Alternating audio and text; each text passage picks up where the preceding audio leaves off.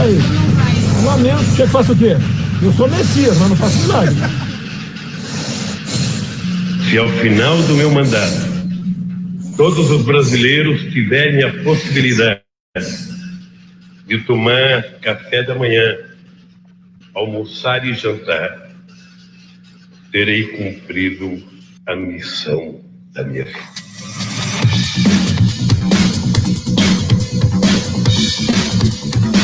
Então saiu porque um ambiente de negócio, quando você não tem lucro, você fecha. A pandemia fez o desemprego bater um novo recorde. O problema da fome não é falta de alimento. O mundo produz mais alimento do que os seres humanos precisam para comer. Acontece que tem uma parte da humanidade que não tem dinheiro para comprar. Trabalhadores do continente unidos. Trabalhadores do continente unidos. Trabalhadores do continente unidos.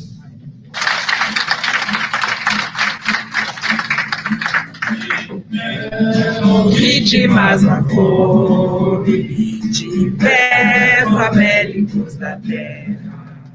A ideia chama já consome, a costa bruta que a sua terra. Olhai, o mal vem pelo fundo, de terra, mas senhores, se nada somos em São Mundo, sejamos todo a produto. Bem unidos, façamos essa luta final. Uma terra, 100 anos, a internacional. Bem unidos, façamos essa luta final. De uma terra, 100 anos, a internacional. Senhores, patrões, chefes supremos, nada esperamos de nenhum. Sejamos nós que conquistemos na terra mãe livre e comum, para não ter protestos vãos, para sair desse santo estreito. Façamos nós com nossas mãos tudo que nós nos diz respeito. Bem unidos, façamos essa luta final. Uma terra, 100 anos, a internacional. Bem unidos, façamos essa luta final. Uma terra, 100 anos, a internacional. Inimigo enquadrem pobre, o Estado esmaga o direito. Não há direitos para os pobres, ao rico tudo é permitido. A opressão não mais sujeito, somos iguais todos os seis. Não há deveres sem direitos, não há direitos sem deveres. Bem unidos, façamos essa luta final. De uma terra, 100 anos, a internacional. Bem unidos, façamos essa luta final. De uma terra, 100 anos, a internacional.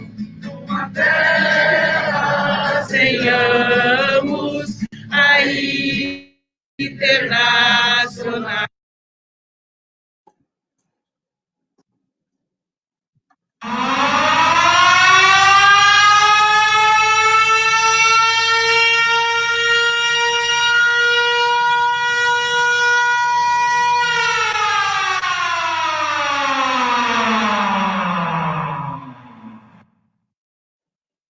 dia, boa tarde, boa noite a todos, a todas, a todos.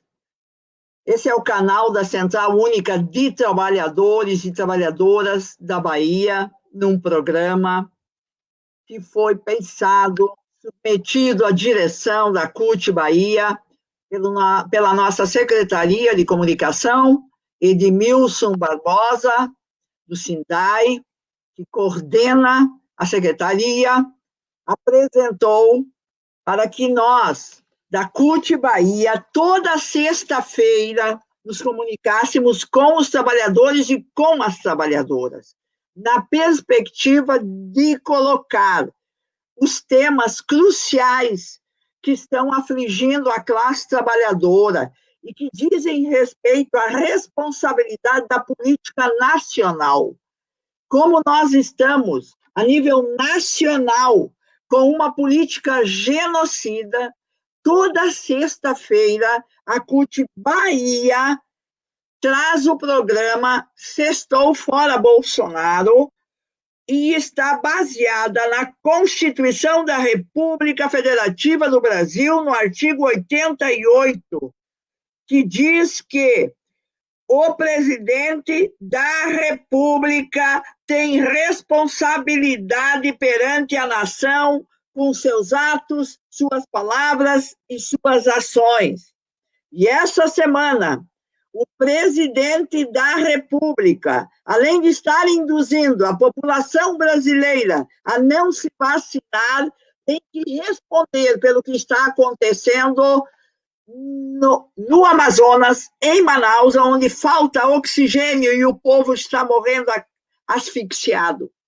Tem que responder por que empresas como a Ford, a quinta maior empresa montadora, está deixando o nosso país depois que o presidente da República se pronunciou, dizendo que esse país está quebrado. E ele tem que responder, sim, porque não temos um plano de vacinação, porque temos esse desemprego alto, porque a população brasileira está passando fome. E para dar conta de a gente tratar disto hoje, nós estamos contando com a participação especialíssima de pessoas que se prontificaram a vir aqui a falar sobre esses temas, a dar seus depoimentos e, fundamentalmente, contribuir com a CUT Bahia. Nós vamos ter, em primeiro lugar, portanto, falando hoje da questão do desemprego, o professor Wallace, que vai apresentar para nós, ele é professor da Federal da Bahia e é economista, e ele vai apresentar para nós dados sobre o que é o desemprego no nosso país, o que significa fechar as empresas no nosso país, que saída nós temos para que os trabalhadores não fiquem desempregados no meio da pandemia. Nós vamos ter hoje o Alan dos Santos, que é um trabalhador da Ford. Nós vamos ter hoje o Josué Ferreira, que é também um sindicalista, trabalhador, que tem relação com o complexo da Ford em Camaçari. Nós vamos ter, talvez o Edson entre, nós vamos ter o nosso vice-presidente, o Leonardo Urpi, a nossa secretária da CUT Bahia, a Cristina, nós vamos ter também a Dejacira, do MST, porque o MST está com campanha solidária, distribuindo comida para uma população que soma mais de 10 milhões de pessoas que estão passando fome. Dentre elas estão crianças, dentre elas está o povo nordestino. E contra isso nós nos indignamos, e contra isso nós levantamos a nossa voz. E nesse sentido, eu quero começar trazendo para dialogar conosco a Dina Lopes. Por que Dina Lopes está conosco? Porque ela é uma mulher da área da comunicação. E nós chegamos à seguinte conclusão, Dina. Se o conhecimento que os trabalhadores geram, constroem com as suas próprias mãos, não chegar aos trabalhadores, ele perde a força dele. Portanto, o conhecimento só tem caráter revolucionário quando ele chega às massas, quando ele chega à classe trabalhadora. Então, eu gostaria que você abrisse o nosso programa ressaltando por que é mesmo importante a gente ter os meios de comunicação e uma política de comunicação no momento em que as forças produtivas estão sendo destruídas, a classe trabalhadora desempregada, as famílias passando fome. Dina, a palavra é sua, minha querida, com os agradecimentos da CUT Bahia. Tá certo, muito obrigada, professora Celi. Tenha uma boa noite a todas e a todos e a todes. Agradecer a Edmilson, né, por essa grande conquista que é esse programa, Sextou Fora Bolsonaro. Eu acho que isso tem que acontecer, sim. Agora, mais do que nunca, a gente tem que estar nas redes sociais, trazendo esses assuntos cada vez mais, super importante, né? E agradecer os trabalhadores e as trabalhadoras que aqui estão também participando, que aqui é um ato político, viu, professora?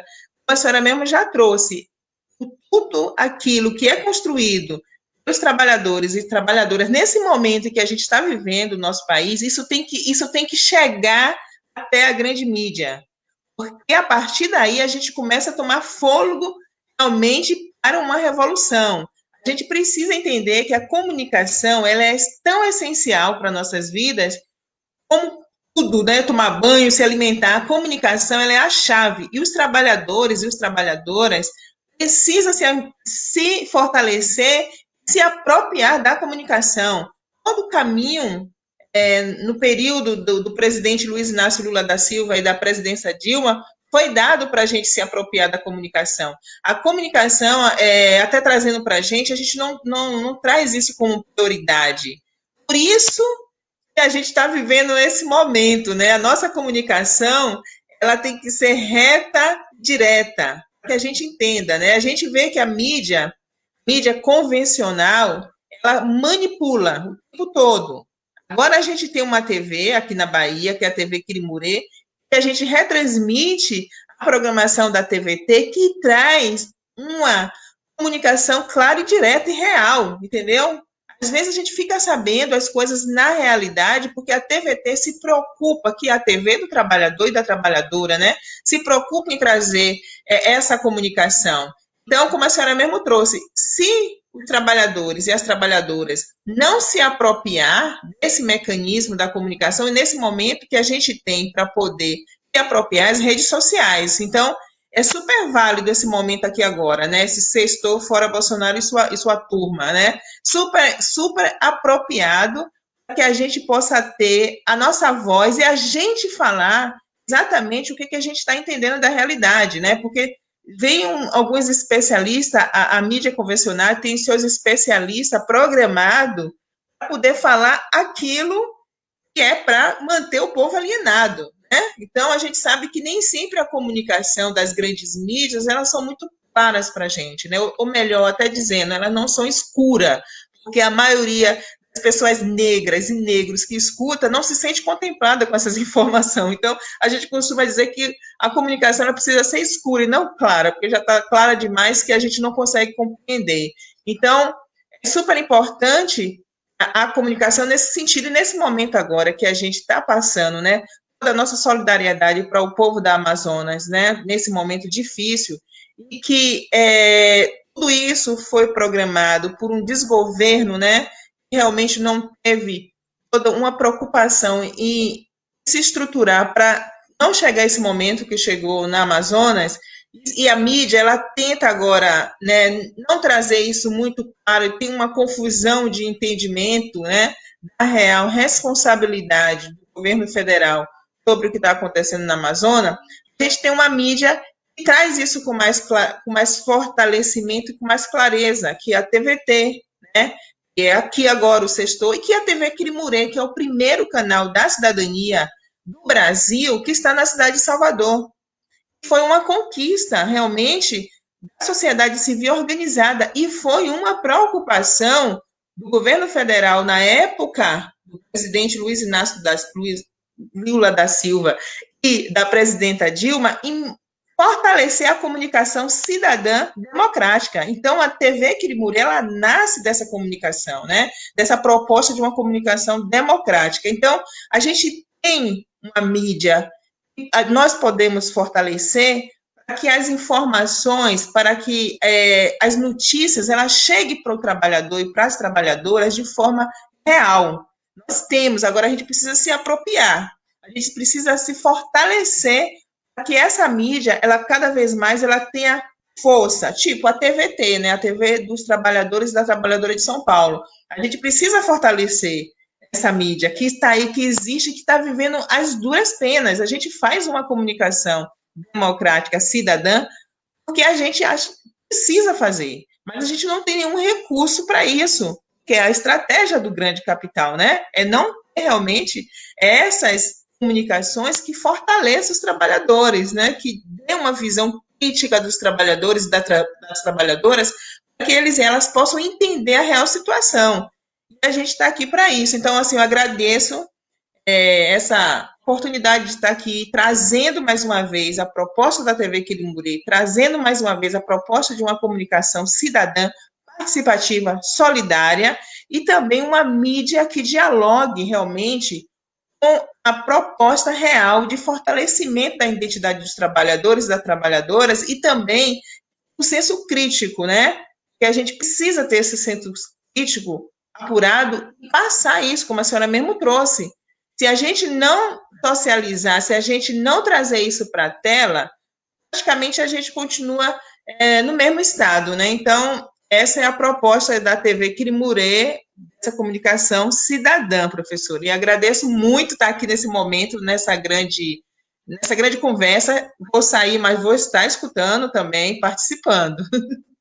Então, a CUT Bahia convidou a Diná porque é uma demonstração de como as coisas podem estar nas mãos dos trabalhadores e trabalhadoras, produzindo aquilo que beneficia e não destrói a classe trabalhadora.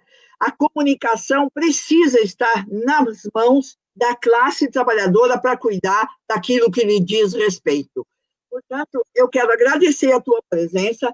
Quero informar que esse programa está sendo gravado, vai ficar disponível para 1,5 milhão de trabalhadores e trabalhadoras sindicalizados na CUT Bahia, que tem mais ou menos 300 sindicatos na sua base, e esse programa está sendo transmitido para o Comitê da Luta em Defesa do Povo Brasileiro contra as Privatizações, está sendo transmitido pelo Comitê Lula Livre Bahia, pela CUT Rio Grande do Norte, Alagoas, Ceará, Bahia, CUT Nacional e pelo SINDAI.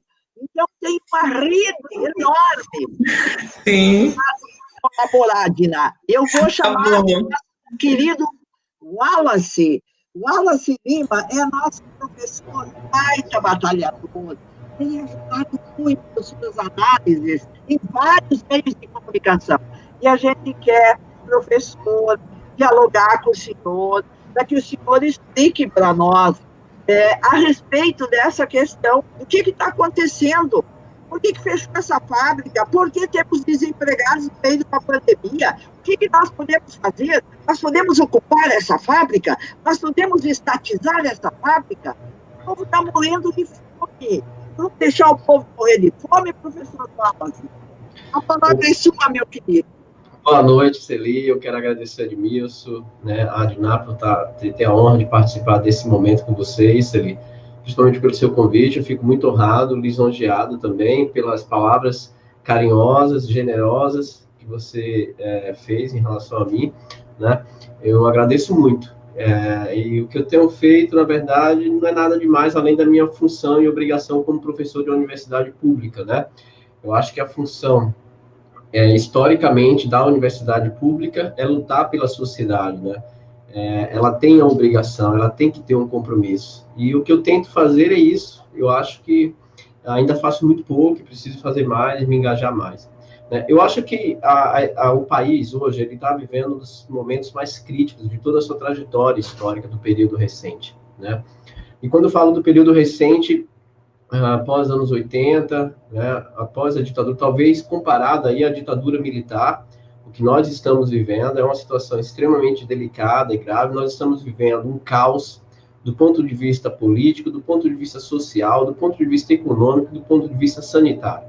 Ou seja, é uma crise profunda, causada principalmente pelo presidente da República, né, o senhor Bolsonaro, e a sua família, né, que ambos são acusados de envolvimento com milicianos, né, e essa situação ela tem se agravado e tem ficado mais em evidência, né, para além das questões da crise sanitária que se materializa hoje em Manaus, né, como nós estamos vivendo, também o quadro do ponto de vista econômico e social. Né? Nós estamos vivendo uma das maiores crises no mercado de trabalho. Né? Uma taxa de desemprego, né, que nós chamamos de taxa de desocupação, em torno de 14,4%. Né? O que é a taxa de desocupação? São pessoas que estão procurando emprego e que não encontram emprego. Mas, para além da taxa de desocupação, também tem um índice que é muito importante, a chamada taxa de desalento. O que é a taxa de desalento? São pessoas que desistiram de procurar emprego porque não tem mais esperança, ou seja, são pessoas que estão desempregadas. Elas só não estão contadas na taxa de desocupação porque elas não estão mais procurando emprego. Então, se eu pegar essa taxa de desalento, ela é hoje de 5,7%. Então, se eu somar a taxa de desocupação com a taxa de desalento, eu tenho uma taxa de desemprego hoje de mais de 20%, ou seja, é uma crise profunda. E uma crise mais profunda ainda, quando nós verificamos que o governo acabou com o auxílio emergencial, e aí eu chamo a atenção para lembrarmos sempre de que o auxílio emergencial não foi resultado, né, de uma decisão do presidente da República e nem do senhor ministro Paulo Guedes.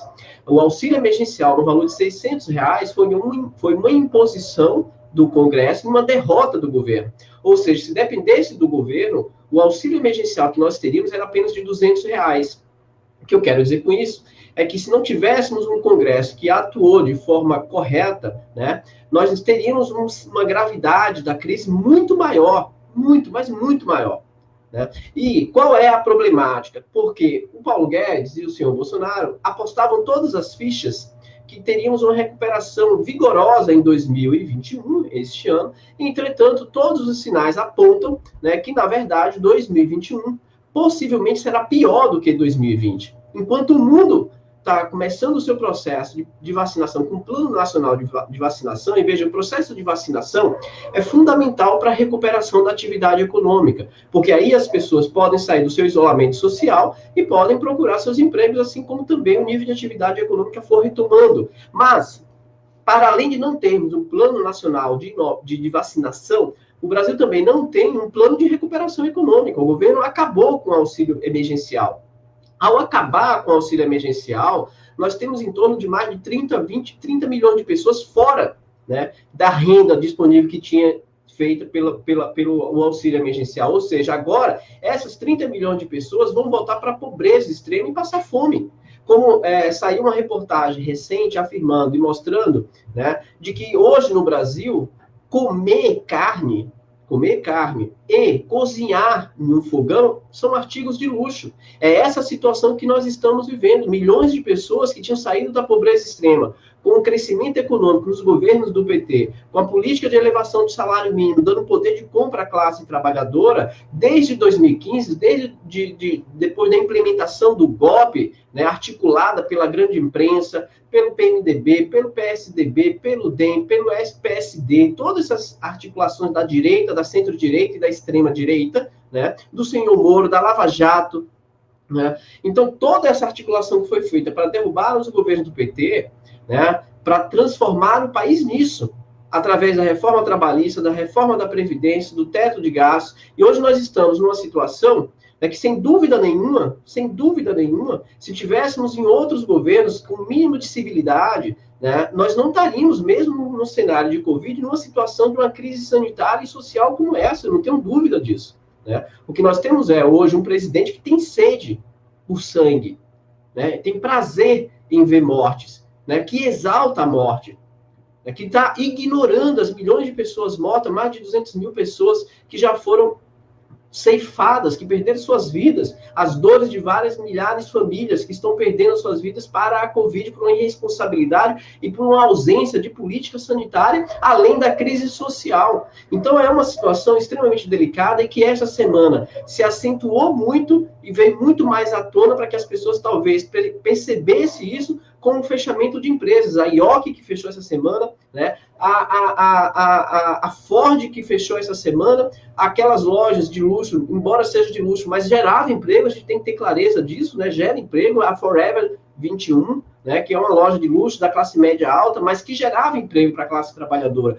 Ou seja, todos os fechamentos, a Sony também anunciou fechamento de empresa, então nós temos um conjunto de empresas que estão fechando, e a gente tem que deixar muito claro isso, Celi, eu acho que isso é importante, porque a grande imprensa tem tratado o problema de fechamento de empresas no Brasil como se fosse apenas uma questão de reformas, que as empresas estão saindo do Brasil porque o Brasil não quer fazer reforma. É mentira isso.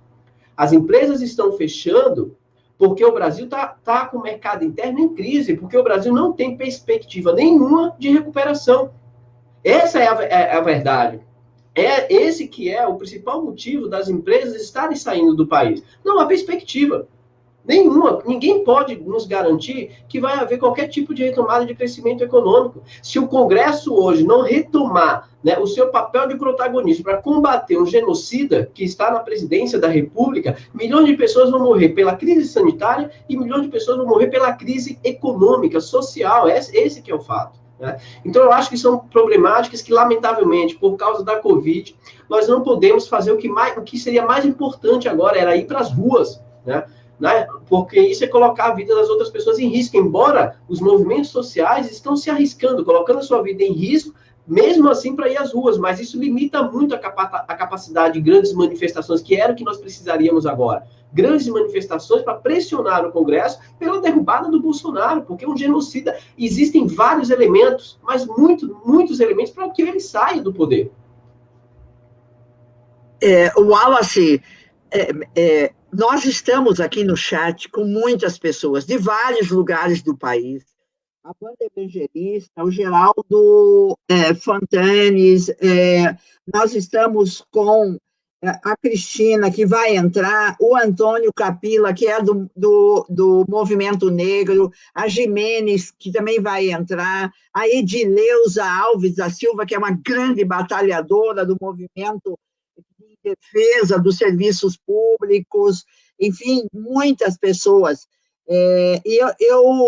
A Márcia Novaes, que também dá apoio sempre, o Antônio Eduardo, enfim, muitas pessoas. E tem uma coisa, a Luciene Fernandes também, que é da nossa universidade, nossa colega, o Mar Benedito, o Josué Araújo Costa, que a gente também quer ver se entra, enfim. Agora, tem uma coisa que eles estão perguntando ali, nós podemos ter autonomia, por exemplo, de ocupar essa fábrica, de estatizar essa fábrica, e eles estão perguntando, porque eles sabem que você tem conhecimento muito grande que acontece em alguns outros países, para enfrentar essa crise, que é uma crise do modo de produção capitalista.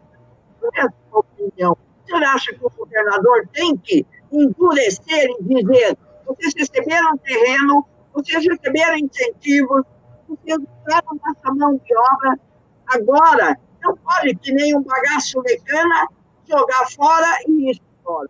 Qual foi o papel? Uma decisão como esta, Celi, a gente tem que considerar, são várias variáveis que não são simples, né? O Luiz Nassif colocou isso lá no blog dele, né, como uma possibilidade de nacionalizar e estatizar essa empresa, né? Talvez uma parceria público-privada, né?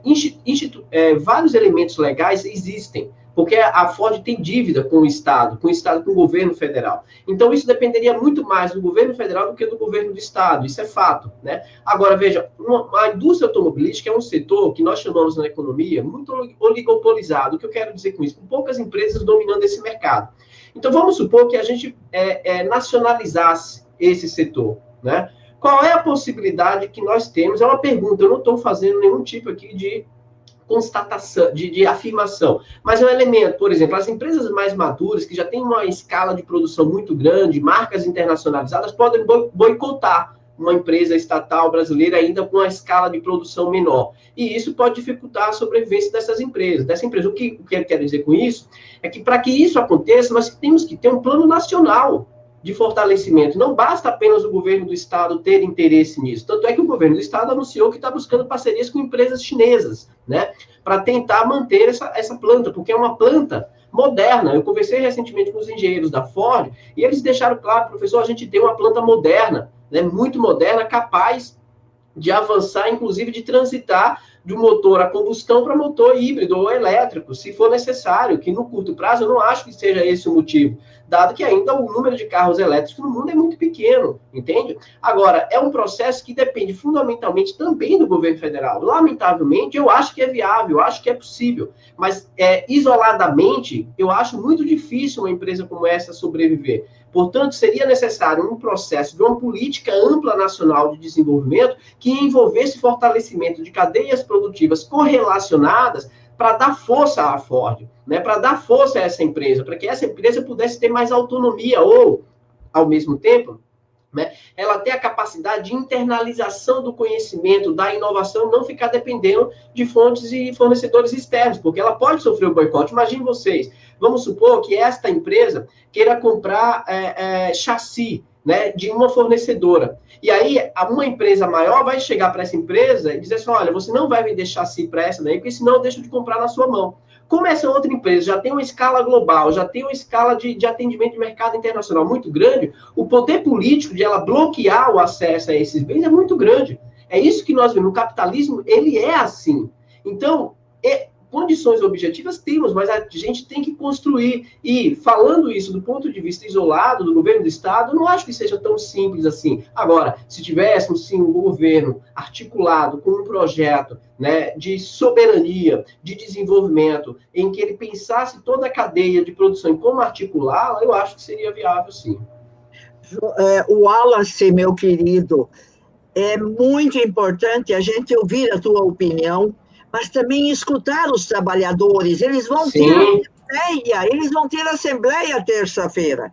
Terça-feira tem assembleia. Eu vou participar, inclusive, na outra semana.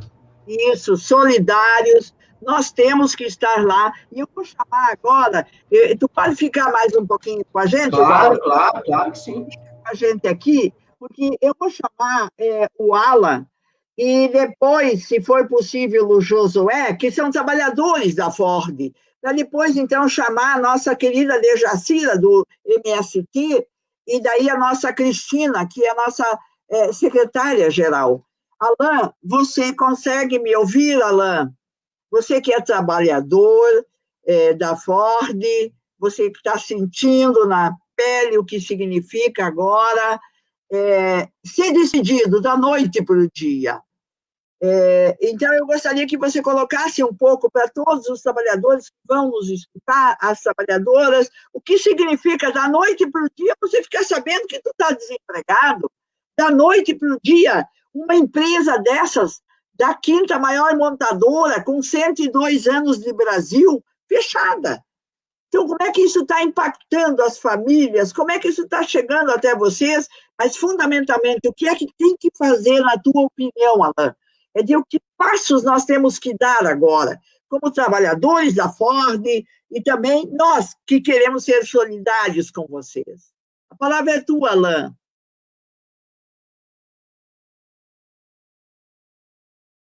Com a paciência que a classe trabalhadora tem que ter para ver se a internet funciona, se o microfone funciona, se a câmera funciona. Está aqui, meu querido Alan. Alan, muito obrigado. A palavra é tua, Alan. Fique à vontade. Estamos falando... Eu ouvi tudo, tá? Eu ouvi tudo. Ótimo. Só peço desculpa devido ao barulho. Isso aqui, né? Aí a gente tem que tentar se acomodar da melhor forma aqui no quarto, não tem crianças e tal. Hoje em dia é um pouco corrido, mas a gente consegue ainda ter êxito nas nossas atividades como militantes.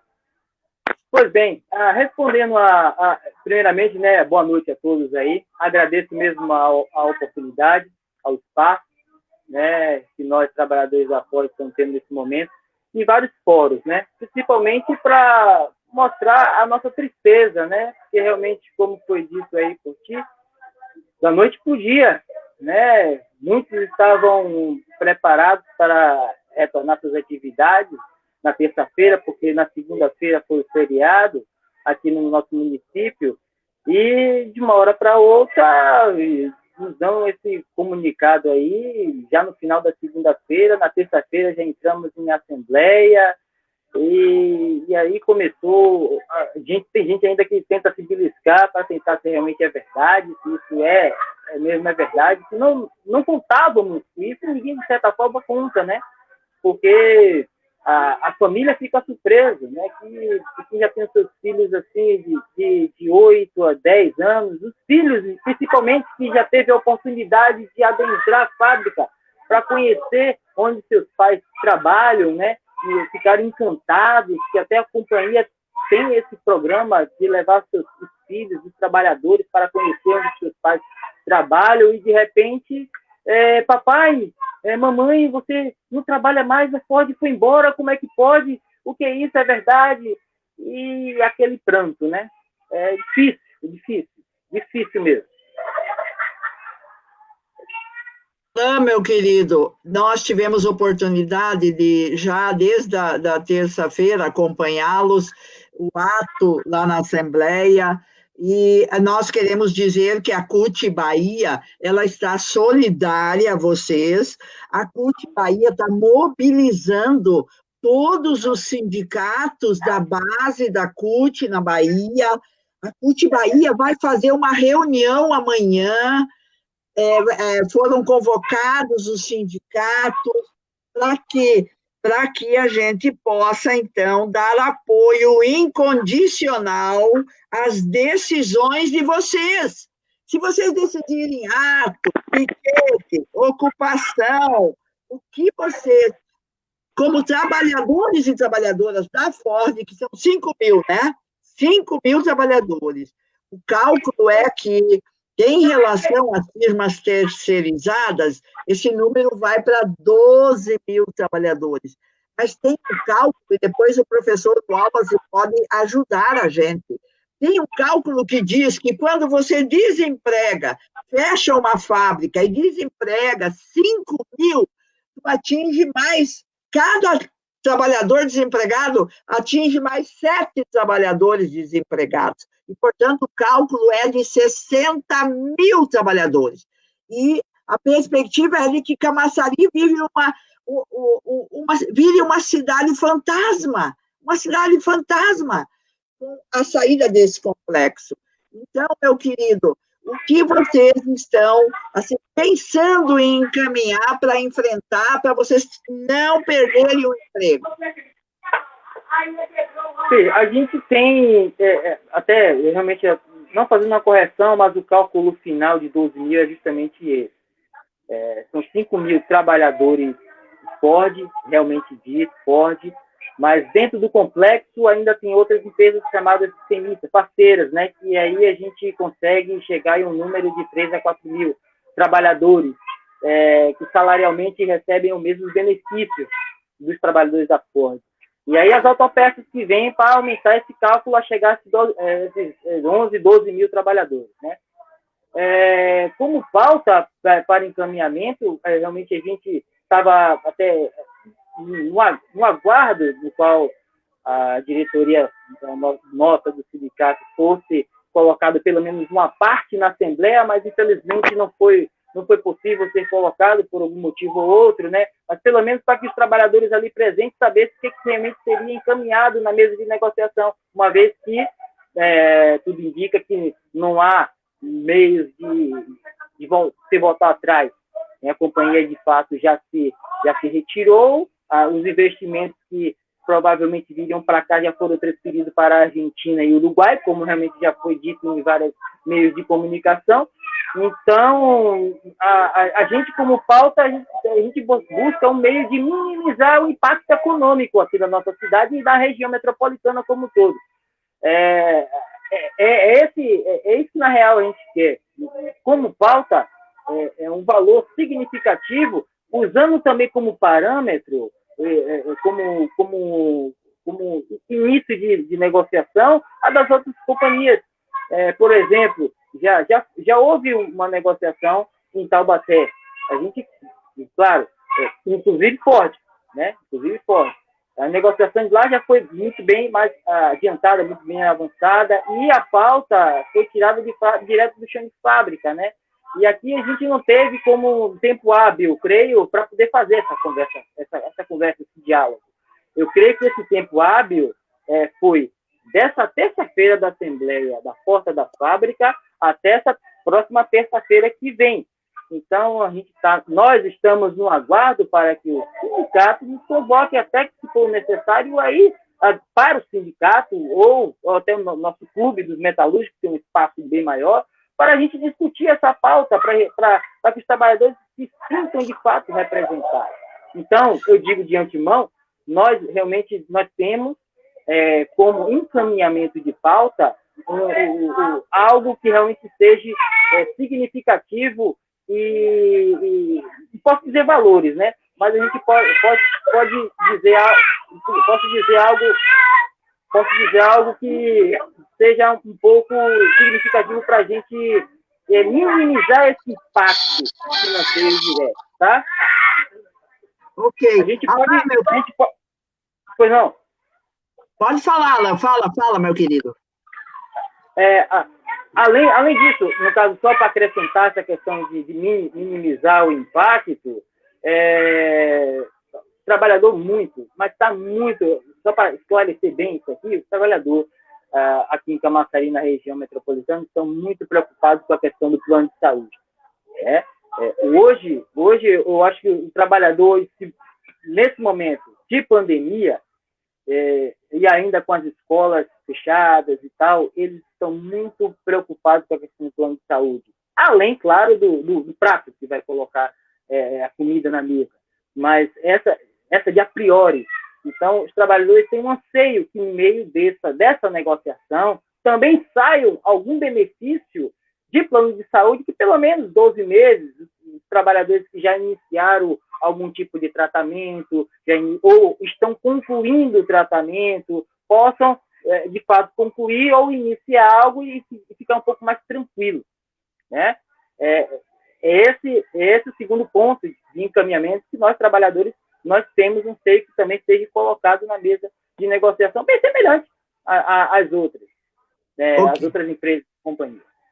Muito bem, Alan, a gente quer agradecer a tua presença, você colocou mais elementos mostrando o quanto nós temos que ser solidários, e o Fábio de Souza, que manda um abraço, a Wanda Evangelista manda a solidariedade do movimento de Canudos. Então, é isso, nós temos que nos mobilizar. Amanhã, a nossa CUT está mobilizando os sindicatos, sindicalistas, e vai discutir tudo isso para dar força ao movimento que está acontecendo em defesa do emprego e contra o desemprego. O Josué conseguiu entrar. Josué, meu querido, muito obrigado, Alan. Josué, você que é do movimento sindical, dos borracheiros, não é?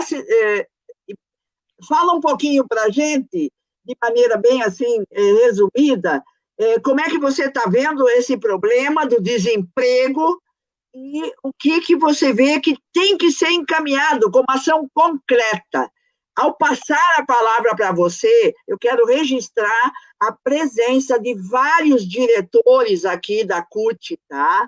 A Márcia Novaes, nós estamos com o Lorival, nós estamos com, enfim, a Cristina, e assim por diante, que são diretores e que estão aqui acompanhando isso, porque esse problema é grave, esse problema exige a mobilização de todo mundo, e a gente passa a palavra para você, então, nos colocar a gravidade desse assunto. Companheira Celi, boa noite, estou lhe ouvindo bem.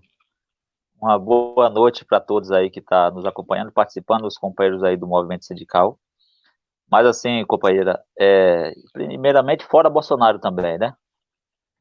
Nós estamos acompanhando toda essa situação com a grande preocupação, né?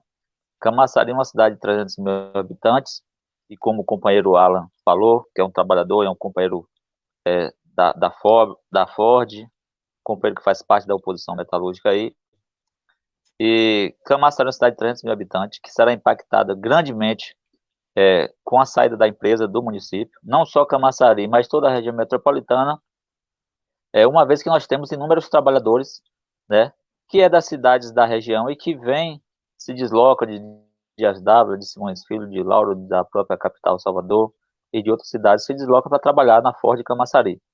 Então nós temos, além do número de trabalhadores direto da própria Ford, tem os trabalhadores que são de empresas terceirizadas, prestadoras de serviço, são empresas chamadas parceiras, que trabalham na fábrica, no conglomerado, que é chamado Complexo Industrial Ford, capacidade para absorver essas pessoas desempregadas, uma vez que o número de desempregados do país, ele, cada vez que passa, cresce mais. Nós temos acompanhado mês a mês o levantamento aí do DIEESE, falando sobre essa questão do desemprego, né, do próprio IBGE, que é um órgão do próprio governo, que aponta o índice de desempregados no país cada vez aumentando mais.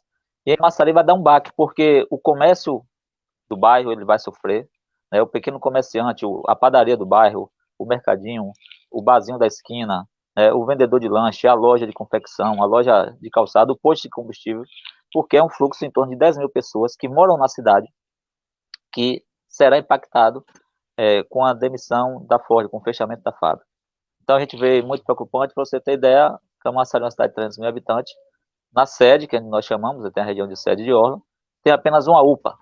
Então hoje, em torno de 10 mil pessoas têm plano de saúde que, quando precisa de serviço de saúde, vai no particular, vai numa clínica médica, vai no hospital particular. Então a cidade hoje não tem nenhuma estrutura de saúde pública para atender a demanda desses trabalhadores. Então, vamos ter uma ideia de 10 mil trabalhadores, estamos falando de 10 mil trabalhadores, mas e suas famílias? Vamos botar que a gente tem em torno de 3 pessoas por família, dobra para 30 mil pessoas procurando o serviço de saúde pública na cidade, né? Então, nós temos hoje, a cidade não tem estrutura para isso. O boom que deu na cidade com a vida da Ford há 20 e poucos anos atrás foi e agora vai ser um boom negativo, né, com a saída da fábrica dentro do município. Sem falar de outras empresas, né, nós somos do ramo de borracha, nós temos 2 indústrias de pneu instaladas no município, nós já levantamos a informação, uma delas fornece para a Ford, mas para a Ford da Argentina, e uma outra tem um contrato de fornecimento de pneus, quando a principal fornecedora de pneu falta, essa entra como segunda colocação. Então, mesmo que seja um número pouco, mas de uma certa forma é um contrato a menos que essa empresa vai deixar de atender. Então, nós temos uma grande preocupação, né, com o que vai acontecer na cidade de Camaçari, na região metropolitana, sem falar da arrecadação, do município perde, o estado perde, o próprio governo federal perde, que não teve a capacidade, o governo federal, de dialogar, de manter essa empresa instalada no país. Nós estamos falando da Ford Camaçari, mas temos uma outra empresa, que é a Jeep Troller, que fica no Ceará, que é do grupo Ford, e a outra empresa que fica no ABC Paulista, a outra fábrica da Ford. Então, é um impacto grande, negativamente, que o país e a região metropolitana vai receber. Josué, meu querido, a CUT Bahia, ela tomou uma decisão, e essa decisão é muito importante que vocês saibam. Amanhã, às 10 horas, vai fazer uma reunião com os sindicalistas, já convocou. Nós estamos aqui nessa live com vários diretores, o Lorival, a Gilene, a Márcia, a Lucivaldina, a Cristina, a Luciene. Nós estamos aqui também, que eu quero registrar a presença de petroleiros, como o Jailton, que leva o programa Debate Petroleiro toda terça-feira, dia 19, vai ter esse programa, às 21 horas. Estamos convidando todo mundo. Nós temos que mobilizar todo mundo, porque... E aí eu quero ver tua opinião, para depois passar a palavra para a Jacira, a Dejacira, que é do MST. Eu quero saber a tua opinião sobre uma frase que uma dirigente nacional da CUT, ela falou num palanque. Ela disse assim, ó, é necessário toda a solidariedade aos trabalhadores da Ford. É justa e legítima toda a resistência. Terão nosso apoio incondicional. caso decidam fazer atos, fazer piquete, ocupar a fábrica, buscando uma saída para defender os empregos. A CUT Nacional, ela já tinha uma palavra de ordem, e a palavra de ordem era: fábrica fechada é fábrica ocupada. Josué, como é que você vê isto que são, por enquanto, os pronunciamentos de quem e não vai ficar indiferente a essa catástrofe, a esse assassinato social? Porque desempregar os trabalhadores no meio de uma pandemia, e o plano de saúde como é que fica? Então, vocês estão mostrando isso para a gente. O problema é muito mais grave do que a gente imagina. Não é só, eles vão ser desempregados, vão receber o auxílio-desemprego e está resolvido. Não é assim. Isso tem impacto nas famílias. Vocês viram as crianças? As crianças estão apavoradas.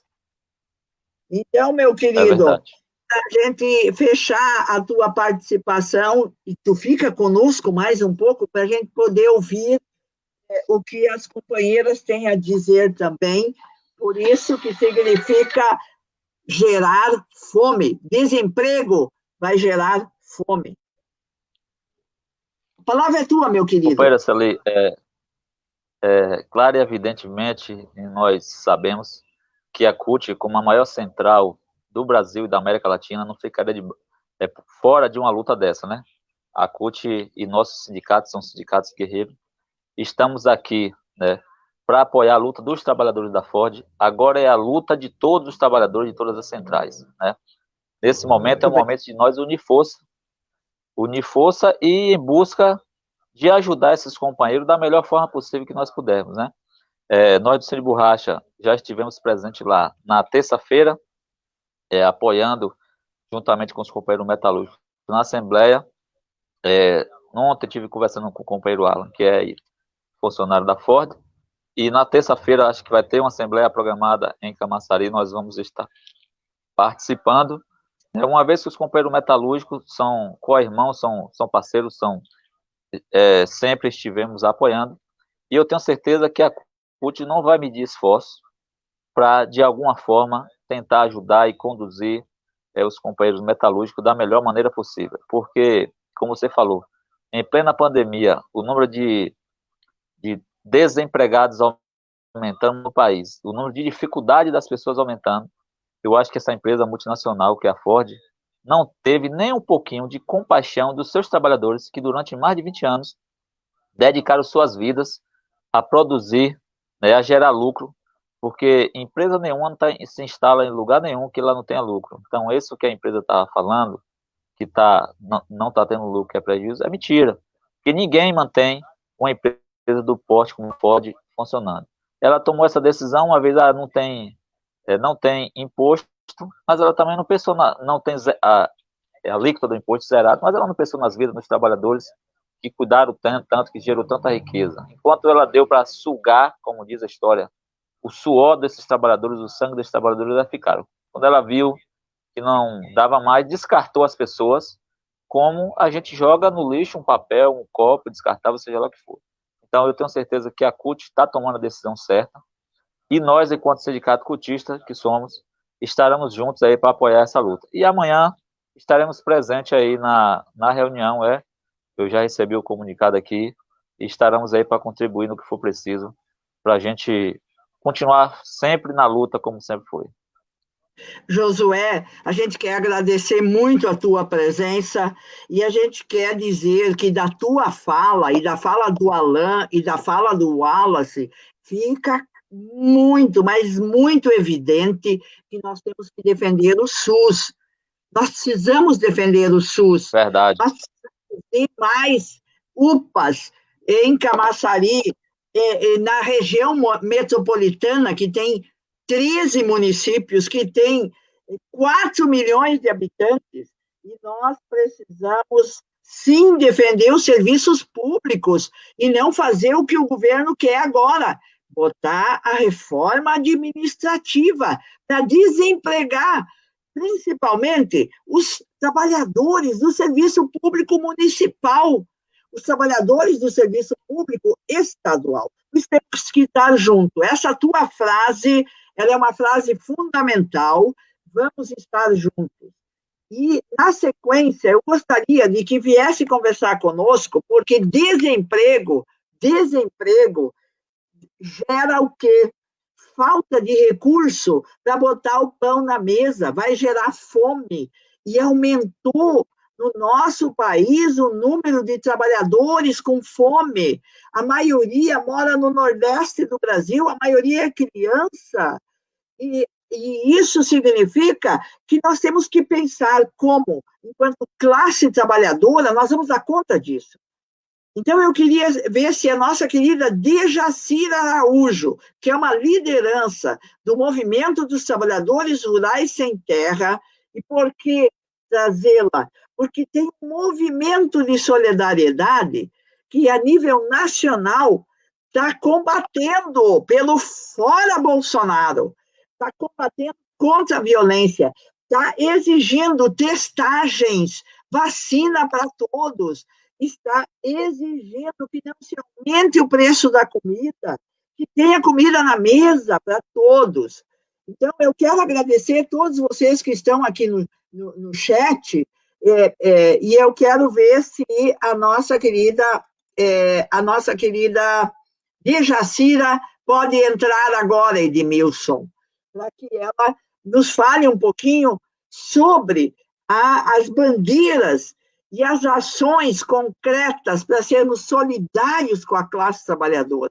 É assim que nós estamos mostrando, enquanto trabalhadores, que nós vamos ter que ter saída. E a saída não é a filantropia burguesa, que rouba com a mão direita, para depois de noite dobrar o joelho e dizer que devolveu com a esquerda. Não, é outra solidariedade. A solidariedade de classe.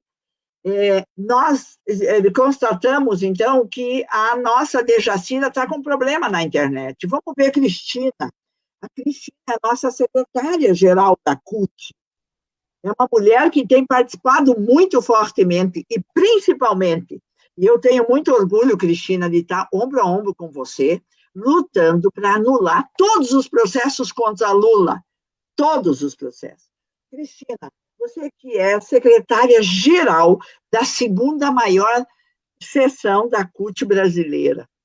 A tua palavra aos trabalhadores nesse momento terrível, onde nós estamos com 60 mil desempregados, onde nós estamos com mortes por falta de oxigênio, onde nós estamos vendo a tragédia que está se abatendo sobre nosso país. A palavra é tua, Cristina. Boa noite, professora Celi, boa noite, Edmilson, boa noite a todos os que estão participando conosco nesta noite do Sextou Fora Bolsonaro. A CUT tem travado lutas constantes e criado esse programa, que é um programa de diálogo da pauta semanal, dos acontecimentos que atinge e aflige a classe trabalhadora e a sociedade brasileira, e em particular a Bahia, e trazendo essa semana esse acontecimento, que já era esperado. Porque o capital, professora Celi, a senhora conhece bem, sabe que quando não dá o lucro desejado, ele se mobiliza, ele sai de um lugar para outro, ele sai de um país para outro, e é assim que a Ford está fazendo. Então, esse modelo, ele não serve para a gente. Não serve porque a gente tem uma compreensão de solidariedade no emprego, na renda, na vida, e não dá para continuar com esse modelo no Brasil. Infelizmente, a gente passa por isso porque nós não temos governabilidade sobre todos os acontecimentos que tem no país. E a gente alertava a população ao eleger os representantes do país, e quando houve o impeachment da Dilma, o Brasil foi usurpado por poderes que estão aí constituídos e que não querem. Tem mais de 60 processos do impeachment do Bolsonaro e até agora nenhum está pautado. E a gente precisa pautar várias coisas para transformar a realidade do povo. É verdade, a fome aumentou.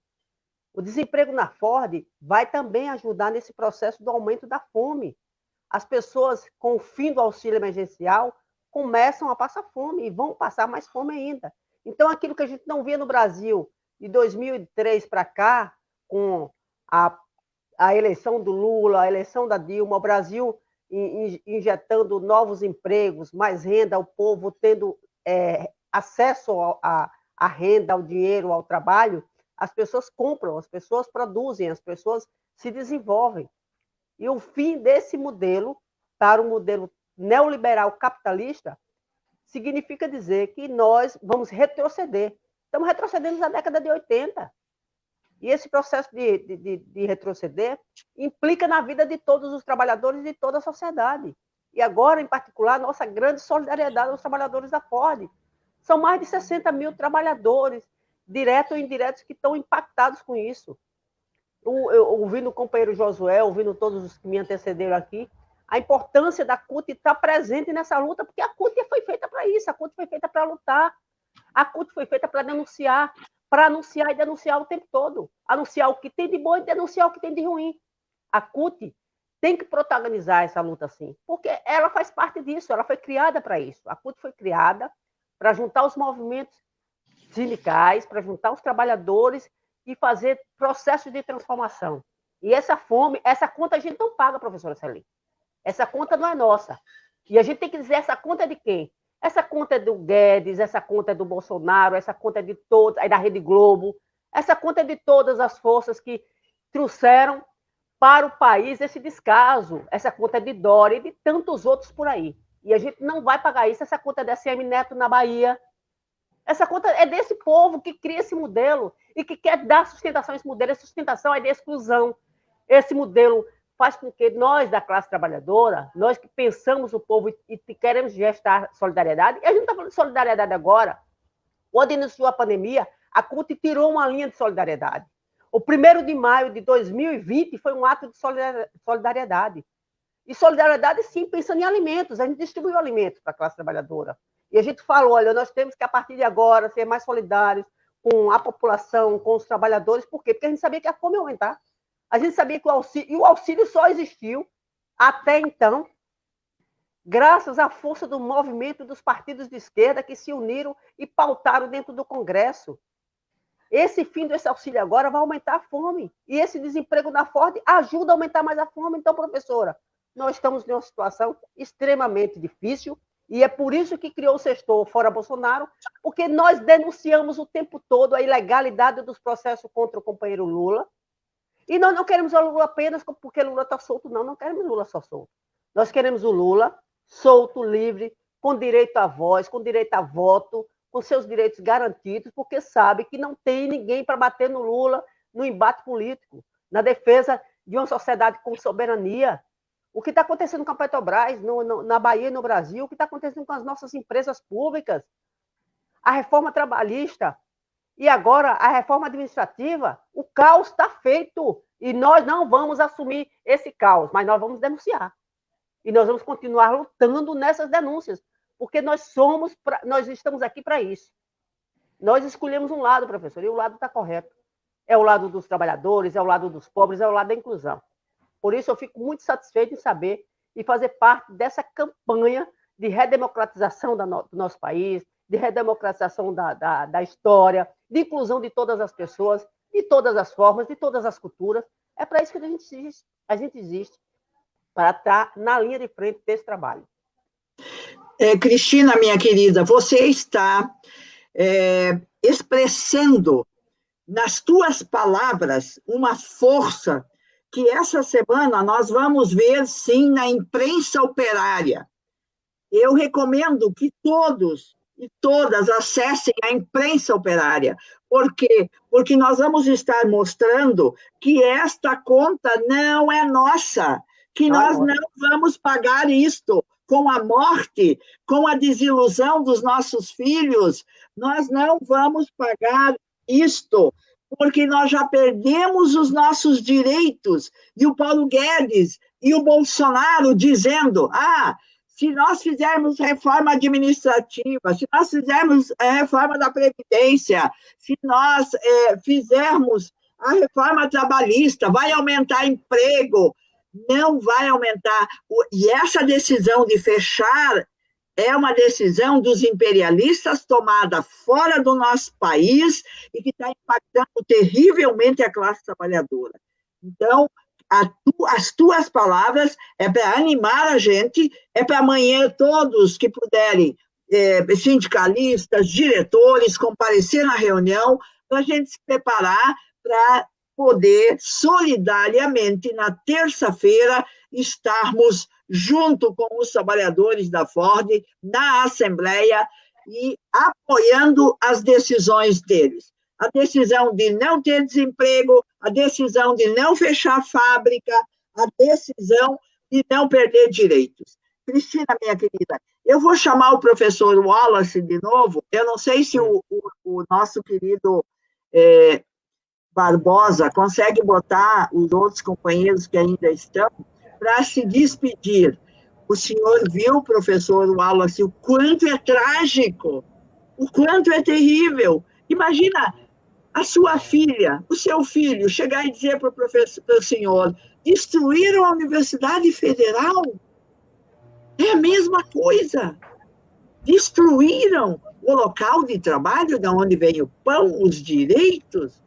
Então, eu queria que o senhor, ao se despedir, comentasse um pouco o que o senhor escutou aqui, e aí nós vamos encerrar com todos juntos com a nossa palavra de ordem. Bom, Célia, eu só queria manifestar minha solidariedade aos trabalhadores da Ford. Na verdade, eu manifesto minha solidariedade a todos os trabalhadores de todos os setores da atividade produtiva, porque é um momento muito delicado. É um momento em que, desde que o golpe foi implementado, a classe trabalhadora vem perdendo poder de compra, né? Nós estamos hoje com um salário mínimo que compra o menor patamar e número de cesta básica desde 2005, né, de acordo com o DIEESE. Então, é uma política deliberada, né, de empobrecer o trabalhador, de quebrar com o país, porque quebrar e enfraquecer o poder de compra da classe trabalhadora, né, é um projeto deliberado deste governo e do mercado, da grande imprensa. E para completar o fechamento dessas empresas, a atitude de uma multinacional diante desse cenário, né, agrava mais ainda a situação. Né? Então, eu quero manifestar aqui minha profunda solidariedade, né, ao mesmo tempo, manifestar e me colocar à disposição de todos os movimentos sociais, sindicais, né, para aquilo que eu puder fazer, né, eu estou à disposição, quem me conhece sabe disso, principalmente dos movimentos sociais, eu tenho um compromisso muito grande, porque sou um professor da universidade pública, e como você mesmo bem falou, se ali destruir o emprego, destruir empresas, tirar o pão de cada dia de um trabalhador, é a mesma coisa de destruir a universidade, que é o centro de resistência, que é o centro da construção do conhecimento crítico, que é o centro de construção da pesquisa, e mais do que nunca, a pesquisa está em evidência, deixando claro como que é importante investir em pesquisa, em ciência, em desenvolvimento, em inovação, como é importante proteger o trabalhador, o poder de compra da classe trabalhadora, que é a chave, né, do desenvolvimento desse país. Wallace, muito obrigado. Alain, meu querido, você consegue se despedir? Alain? Então, Cristina, aí ele entrou. Para você se despedir, meu querido, que nós estamos fechando o programa. Sim. Celi, agradeço mais uma vez aí a oportunidade. Companheira Cristina, prazer revê-la aí, nesse momento de luta. Complicado, difícil, né? Triste para a gente aqui. Professor também, satisfação aí. Eu tenho mesmo a agradecer, né? Sei que a CUT realmente sempre esteve e continuará ao nosso lado nessa luta, nesse embate em busca de defesa do emprego, né? Do trabalhador. Muito obrigado. Uma boa noite. Obrigado, Alain. O Josué está por aí, Edmilson Barbosa, nosso querido Josué está aí, para se despedir. A Jimena entrou ou não conseguiu entrar? Então,